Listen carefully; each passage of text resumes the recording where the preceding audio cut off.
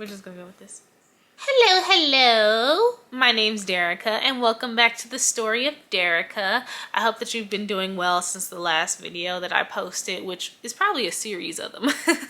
But we'll get to that momentarily, maybe. But for now, today's video is going to be a little different than my usual videos that I post on this channel, mainly because I felt an inkling to do this for a special reason. So I'm recording this video on August 31st, 2024.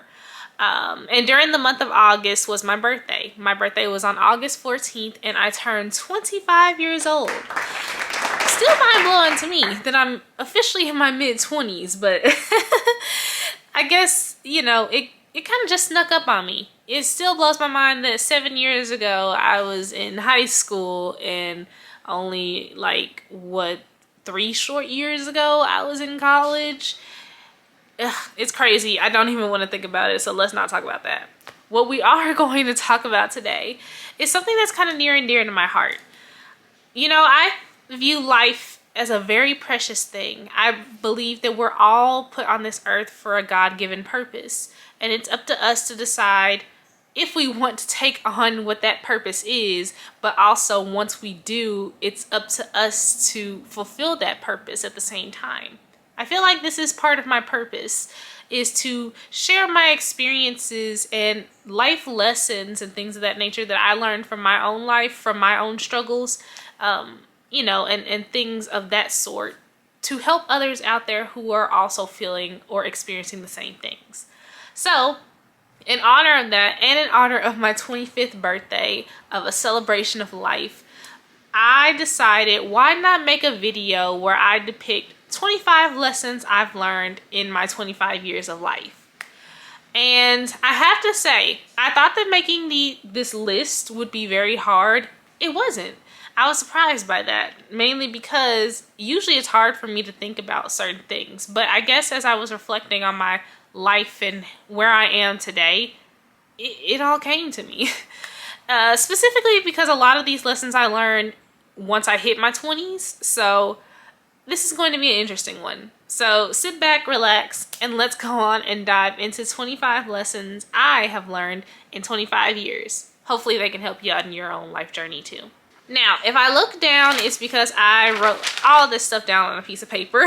So bear with me here as I go through this whole entire list and maybe give a little background as to what sparked this lesson or how it has impacted my life today and how it can hopefully impact yours too. So this is in no particular order of importance or anything like that too. I wanted to put that out there as well because, yeah, I just wrote down 25 lessons that came to my mind. So let's go on and get started, shall we? So number 1, just because you're grown up in age doesn't mean you've grown up in maturity.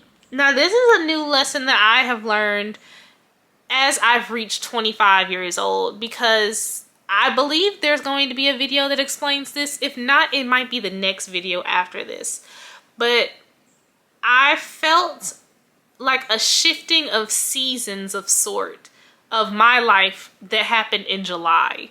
And it wasn't until I sought God a little more where I really paid attention and realized this is a life season change. Now that I'm about to enter into my mid-20s, it's a new season that God wants to bring me in, and it's one of maturity in various levels, because I'm not gonna lie, he has shown me how I have been immature for most of my 20s. You know, and it's part of life, you know. We all have our immature days, moments, and things of that nature, but he showed me some habits and things of that nature that I needed to break. So that's what sparked that one. Is just because we grow up in age does not mean that we are mentally, spiritually, emotionally mature. That's why it's interesting to me whenever I encounter people who are younger than me, who have a mindset that is so focused and so driven compared to people who I know who are older than me, who are still struggling to figure out life. It blows my mind. And now that I'm on this spiritual, mental, emotional, all the 9 yards maturity journey of my own, it makes it all worthwhile. And it even blows my mind more just to know that just because we grow up in age does not mean that we're mature in any type of way. So people who say that maturity is based on age, that's not always true. Sometimes maturity is not based on your age, but it's based on your mindset. It's based on your heart. You know, what are you beating in your heart, in your mind, and things of that nature that is causing you to operate in love and not in bitterness or jealousy or anything like that. You really have to pay attention to your heart and your actions and ask yourself, does this implement or mimic maturity? Because 9 times out of 10 it don't. I know it wasn't for me for a lot of things that I did, but now we're on this new journey and I know it's going to be something very much worthwhile.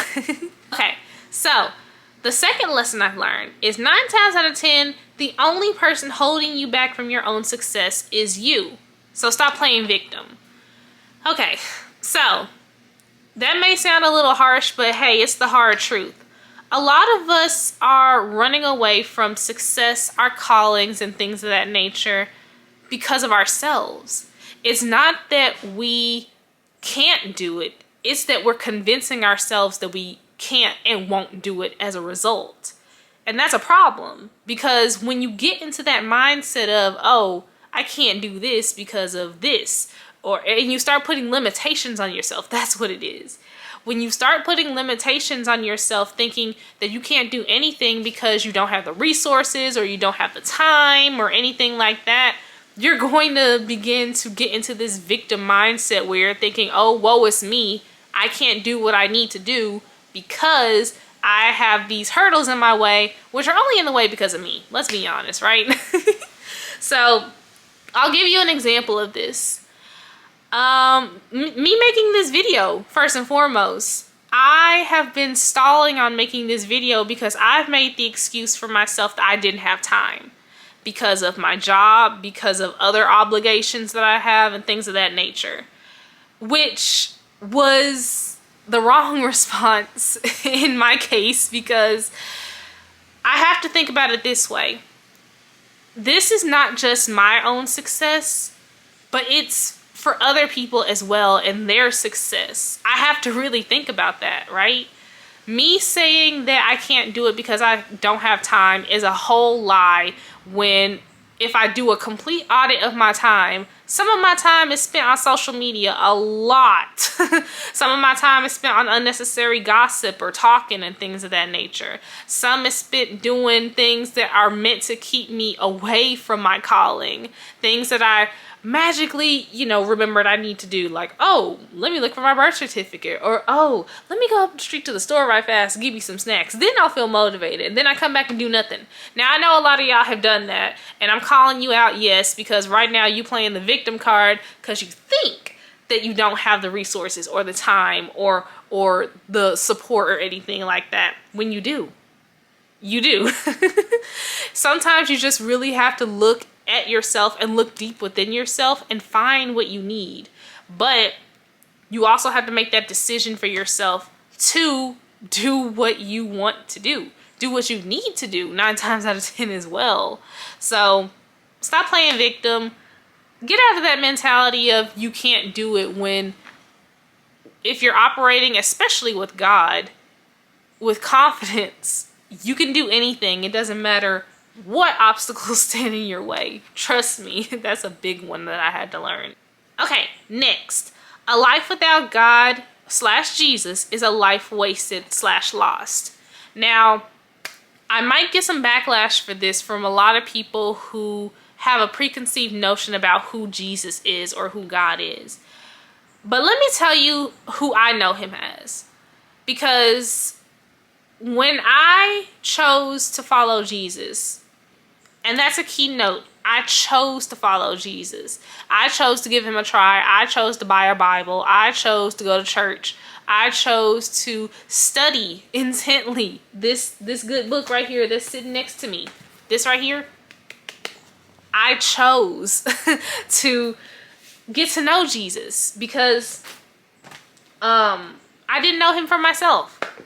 But when you really get all the fluff out of your ear of what other people think about Jesus, or what other people think about God and things of that nature, and you see for yourself, you get your eyes begin to open at how much he is needed in your life. We as humans can never be perfect. And this is something that is a reality check for a lot of y'all as well. We can never be perfect no matter how much we try to make that happen. It's just impossible for us to be perfect. And I'm sorry if you felt like you were the perfect being. I'm sorry to bust your bubble. No, I'm not. You're not perfect. And you never will be perfect, okay? If you think that you're perfect, you are operating in pride. And with you operating in pride, it's hard for you to see that even in your perfection, you have flaws.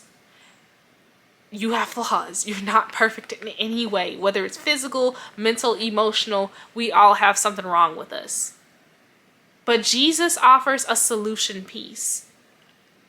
Through believing in him and following him, we don't have to work for perfection, but we can work for progress.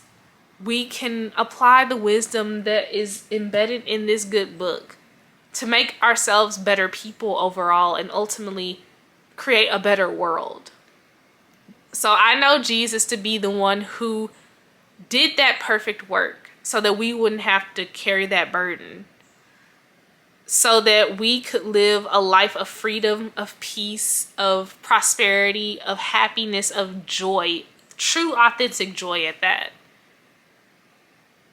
And there's nothing wrong with that. With Jesus and with, with following the ways of the Bible and things of that nature, I found that my life has been so much more easier. Well, maybe not easier because there are still trials and tests and things of that nature.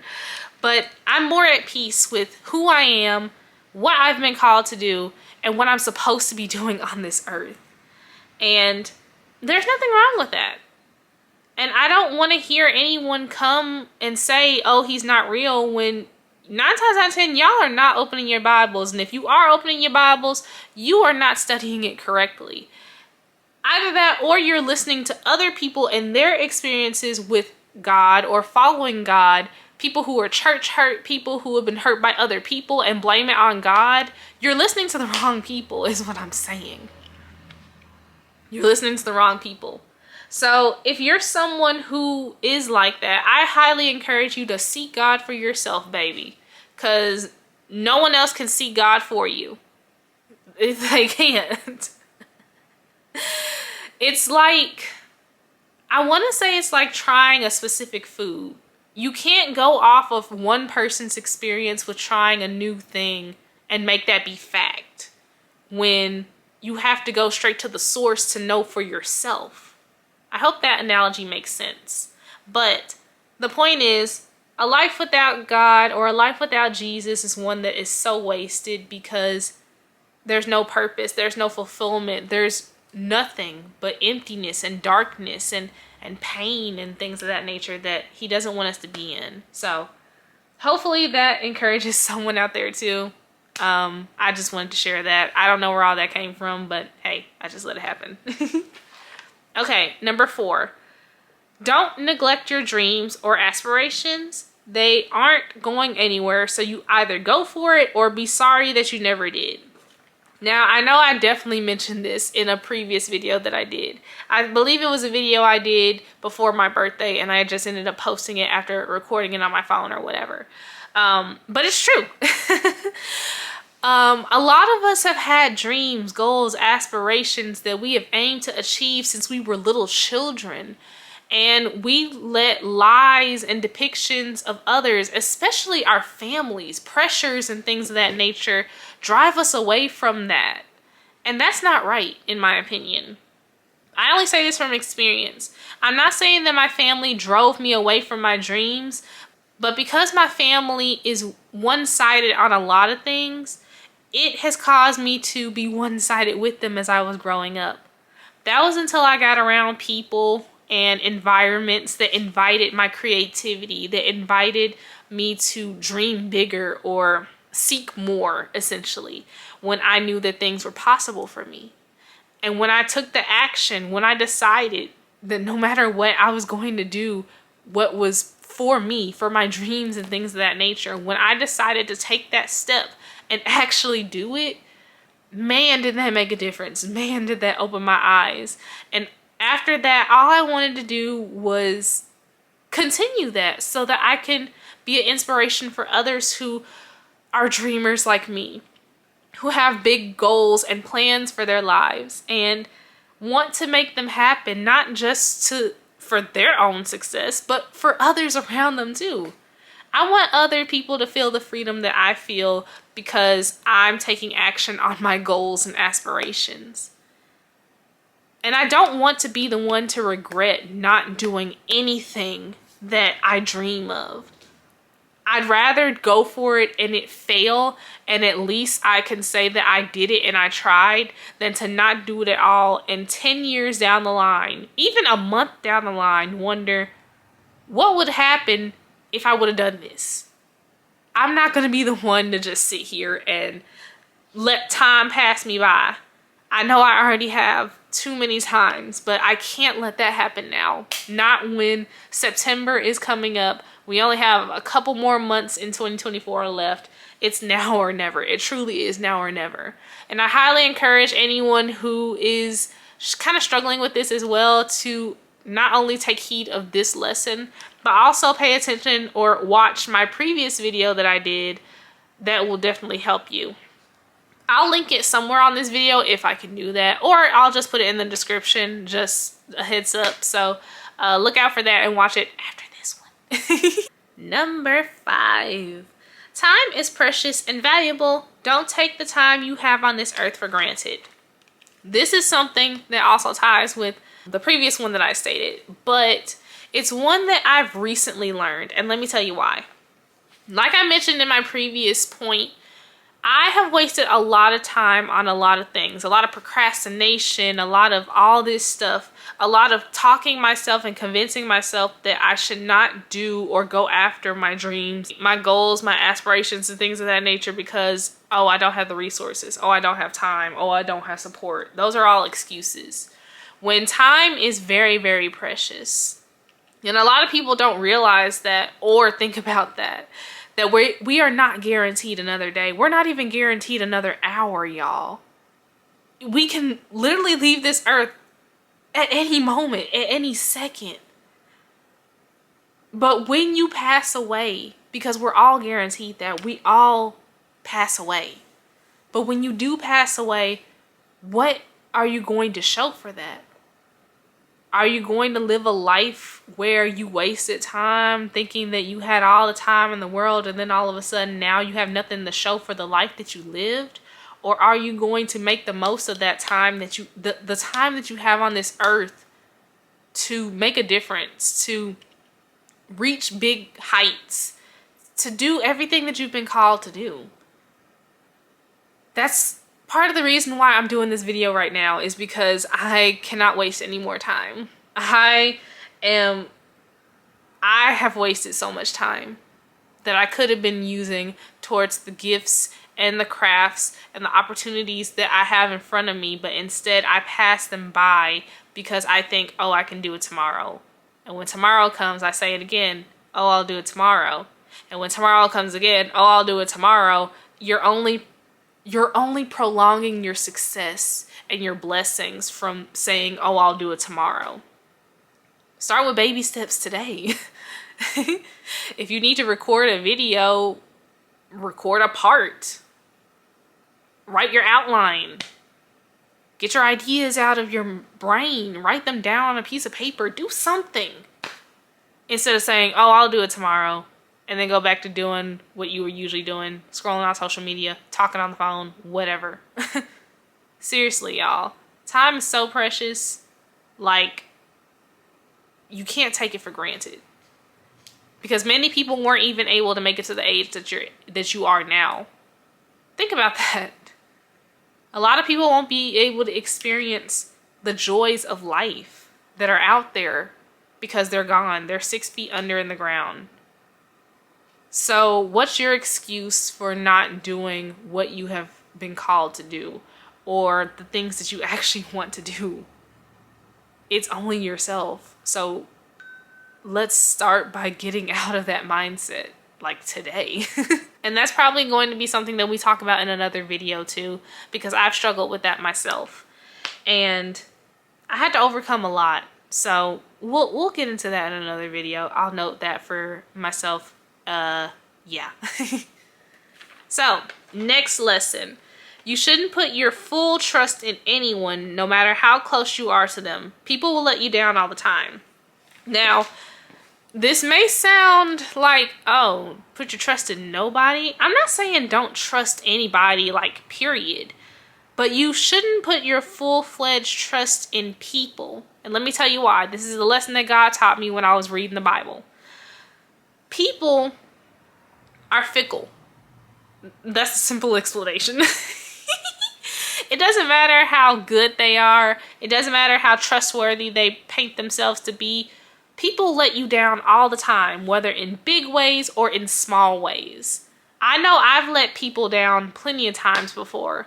I know people who have let me down plenty of times before. People that I'm even still close with today.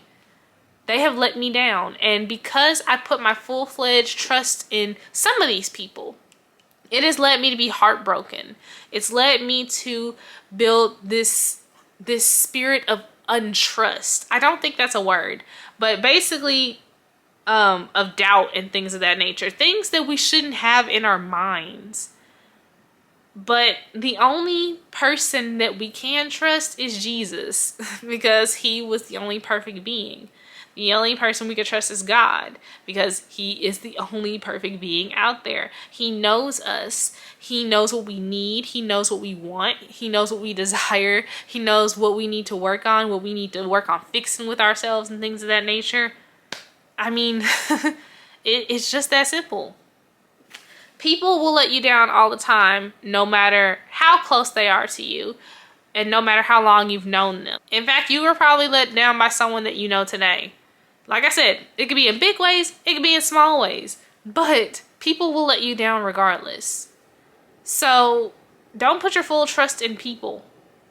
Put your full trust in God instead, who knows everything about you and knows the destiny of your life too. It's that simple. Number 7, know your boundaries and stick to them at all times. It's one of the main ways people will respect you. Now, I learned this as well as I learned how to build boundaries, because I didn't know how. I would always people please. I would always put people's thoughts and opinions and needs over my own and things of that nature. I had no boundaries in my life, and because of that, I've had people walk all over me. I've had people take advantage of me. I've had people take me for granted and so much more. When boundaries are not mean, they're healthy. And boundaries are meant to establish some type of control. Now, we can't be in control of everything, obviously, but we can have these boundaries that will keep us in a space where we are secure, we are safe, we are content, right? And a lot of us have trouble with boundaries. I know I still do. I'm not perfect. See, prove my last point. That's why you can't trust people. Put your full-fledged trust in people. Let me reiterate. You can trust people, but don't put your full-fledged trust in people because they'll always let you down, right?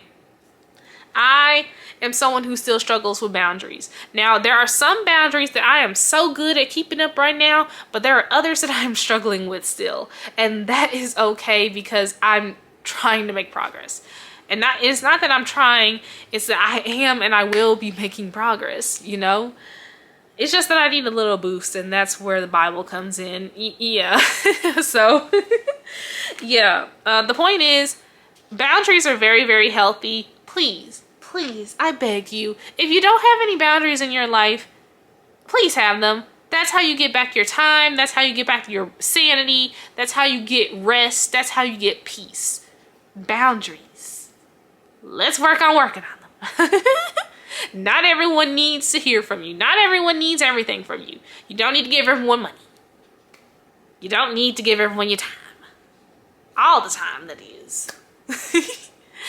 Just pick some boundaries. Pick some areas in your life where you know you need boundaries and stick to those boundaries, I trust you, your life will be 10 times better. I promise.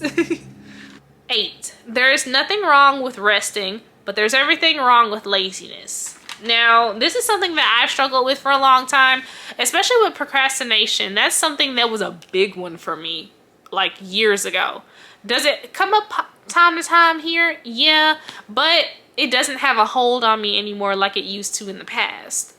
I used to let procrastination take over my life, and I thought that that would constitute or count as rest when it wasn't. There's a difference between rest and procrastination. Rest is taking a break, and this is in my own words. Rest is basically taking a break. But procrastination is holding off on what you're supposed to do. At some point, and laziness. Laziness is choosing not to do what you're supposed to do. And what a shame that is. So, the sooner you know the difference between the two, the better for your life, because now you're able to operate differently in everything that you're supposed to do, day in and day out. Number 9, no one knows what they're doing. Try your best in anything you do anyway. Now, when I heard this lesson, I heard it recently on a work call that I was on for my job. We have speakers that come for our all staff meetings here and there. And this person in particular said something that was so mind-blowing that I was just like, really? And what she said was, no one knows what they're doing. No one knows what they're doing. I think we're all just winging it out here, I guess. Correct me if I'm wrong in the comments or something, but after I got that revelation, it was just like, huh. People are out here really just winging it, and people think that they're experts in everything that they do when these people are probably just winging it and they don't even know what they're doing. Oh, honey. Then what am I worried about in terms of anything? So ever since I learned that lesson, I vowed to myself to at least try my best in whatever I do.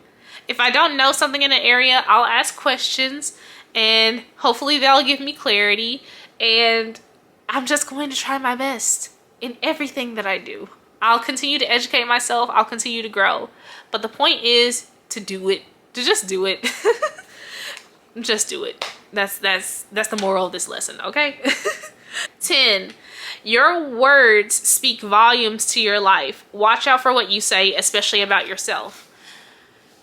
I got this from a Bible verse, actually, is how I knew this. And the Bible verse in particular is Proverbs 18:21. The tongue has the power of life and death, and those who love it will eat its fruit. Basically, in layman's terms, what it's saying is, what you speak out of your mouth will come back as fruit that you consume. For example, I don't like when people, well, no, let me not go that route yet. But for example, I used to get into the habit of saying, you know, like, I think, or I believe, or I might, things of that nature. Those are words that spew doubt, and they show people that you are not confident in what you're saying, that you're doubtful in what you're telling them and things of that nature. And it might come off as like you're unsure about yourself. You're not confident in things of that nature too. But using more confident words like I will, I know, I am 1000% sure, whatever, makes you look and feel more confident. And it gets deeper than that. And that's probably going to be another video too. So look out for that, because that might be another video. Words are very literal. Let me say this before I say this next part. I don't like it when people say that they're dead, like when they're laughing and stuff like that, because words are very literal, and I have been a recipient of that. I know firsthand that words are very literal. So when you say that you're dead, even though you're living, you know, that doesn't really paint a good picture for you. And believe it or not, a lot of the words that we say out here is causing us to have like, you know, depression, anxiety, things of that nature out there too. But like I said, that's a video for another time. The point is, please be mindful of your words, because they will come back to bite you. They will come back around, y'all. So that's why I don't say things like I'm dead. I don't say a couple of other phrases that people often say, because your words do come back to bite you all the time. Maybe not in that, no. In that sense, yes. In any sense, really. But maybe if you haven't seen it that way, if you haven't said it and you don't know, okay. But in some type of way, your words have come back to bite you in the butt, good or bad. So be mindful, please. 11. Life isn't all about working. Take time for yourself. Oh, taking time for yourself should be a priority. This was a struggle for me for a long time, y'all. I struggled with taking a break. And because I struggled with taking a break was a whole reason why I got burnt out from my business in 2022, I want to say. Maybe 2021 too. But it's the whole reason why I got burnt out was because I did not prioritize time for myself. And because I didn't prioritize time for myself until my 20s, y'all, because in my adolescent years, I was just sticking to the script of what was spoken over my life for my family and stuff like that. But when I started thinking for myself and doing for myself as well, is when I had to learn more about myself. I had to, take time for myself. I have to rest. I have to get away from work. I have to do things that I actually enjoy or that I find interest in. Like, that's the only way that I grow, right? That's the only way that I learn about myself. That's the only way I find my identity. God, he also helped me find my identity as well. But I basically had to get to know myself and allow myself to rest, because I didn't do that previously. And because of that, I got burnt out and I didn't know who I was. I had a whole identity crisis in college and all this stuff, But I thank God now that I know who I am and I'm secured in myself, and I know what I like. I know what I dislike. I know what I will not tolerate, and I know what I stand on, And I'm still learning that every single day too. That's the beauty of this life journey. But I'm glad that I had at least came to this realization before it was too late. So, yeah.